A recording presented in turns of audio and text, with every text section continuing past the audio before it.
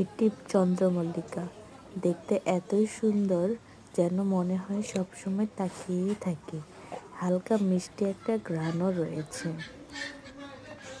আমি কয়েক প্রজাতির নিয়েছিলাম, তার মধ্যে 3টা প্রায় কাছাকাছি বর্ণের হয়েছে। খুবই সুন্দর লাগে দেখতে এগুলো। একবার ফুটলে বেশ কয়েকদিন থাকে। ইচ্ছা আছে পরের বছরে এগুলোকে গাছটিকে গোল করব, যাতে অনেক ফুল পাওয়া যায়। এবার শুধু ফুলের রং দেখার জন্য ফুলগুলো ফোটানো, কিছুদিন পরেই কেটে দেব। এতে গাছগুলো ঝোপালো হবে।